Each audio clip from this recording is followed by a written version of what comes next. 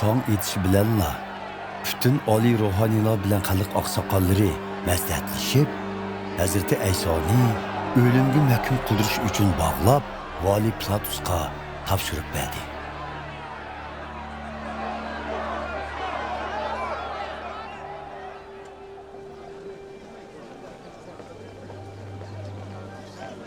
Hazreti Aysoga sotqinlik qilgan Yahuda Hazreti Aysoning o'limga mahkum qilinganligini ko'rib, o'z qilmishiga pushaymon qildi va oliy ruhoniylar bilan oqsoqollarga 30 kumush tangini qaytirib berib, "Men begunoh bir jonga zomin bo'lib, gunoh o'tkazdim" dedi.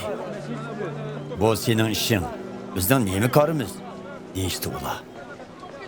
Yahuda pullarni ibodatxonaning ichiga chechib etdi va u yerdan chiqib, esilib o'lib oldi. Pullarni yig'ib olgan oliy ruhoniylar qon to'kish uchun to'langan bu tangilarni ibodatxonaning g'aznasiga qo'yish harom deyishdi. Ular o'zaro maslahatlashib, bu pullar bilan yoqib yurtlarga mozorlik qilish uchun fundamchining bir parcha yerini setib oldi. Shuning uchun bu yer hozirgacha qonliq yer deb otilib kelmoqda. Bu voqea orqali Yeremiya payg'ambar tarafidan burun aytilgan mo'no so'zlar amalga oshirildi. Ular İsrail xalqining uning uchun belgilagan bahosini, ya'ni 30 kumush tangini elishdi va Parvardigor menga amr qilgandek xumdonchining yerini setib olishga xajlashdi.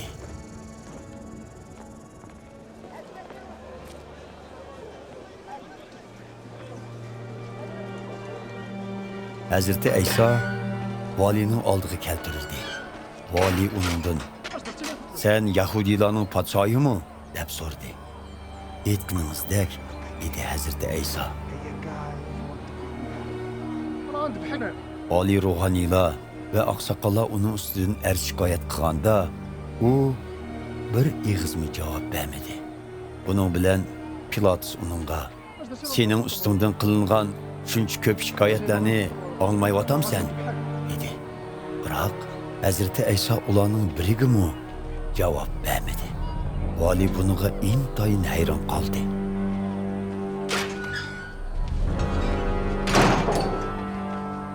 Her qitimliq o'tib ketish yetida vali odati bo'yicha xaloyiq talab qilgan bir mahbusni qo'yib beradi.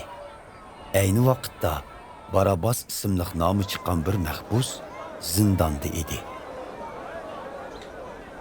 Xalq bir yerga jam bo'lganda Pilatus ulardan "Sizlar uchun kimni qo'yib berishimni talab qilasizlar? Barabbosnimi yoki Masih deb atalgan Aysonimi?" deb so'radi. Pilatus oliy ruhoniylar va oqsoqollarning Hazreti Aysoga hasadxo'rlik qilib, uni o'ziga topshirib berganligini biladi. Pilatus so'roq munbirda o'tirganda ayoli uningga "U begunoh odamga tegmam. U tunigun kecha tushimga kirib ko'p azoblandim" deb xabar avatdi. Oliy ruhoniylar va oqsoqollar bo'lsa, xalqni kuchkirtib, vali Pilatusdan Barabbosni qo'yib berishni va Hazreti Aysoni o'limga mahkum qilishni talab qildirdi. Vali ulardan yana "Sizlar uchun bu ikkisining qaysisini qo'yib berishini talab qilasizlar?" deb so'radi. "Barabbosni" deyishdi ular. "Undaq bo'lsa, Masih deb atalgan Aysoni qandaq bir talab qilay?" dedi Pilatus. Hammaylar bir ig'izdan "Uni kristga mixliting" deyishdi. Pilatus "Nemishqa? U zodi nima jinoyat o'tkazibdi?" deb so'radi. Biroq ular texmi qattiq vaqirishib, "Uni kristga mixliting" deb turishdi. Pilatus yani so'zlashning ahamiyatsiz ekanligini, bo'lmasa qalaymaqonchilik chiqadiganligini ko'rib, suv elib ko'pchilikning oldida qo'lini yuvg'ach, "Bu odamning qiniga men javobgar emas. Bu ishqa o'zinglar mas'ul bo'linglar" dedi. bütün xalq bir ig'izdan uning qinining javobgarligi bizning va bolarimizning ustida bo'lsin deyishdi. Buning bilan Pilatus Barabasni ularga chiqarib berdi. Hazreti Aysoni bo'lsa, qamchilatgandan keyin krestga mixlash uchun lashkarlariga topshirdi.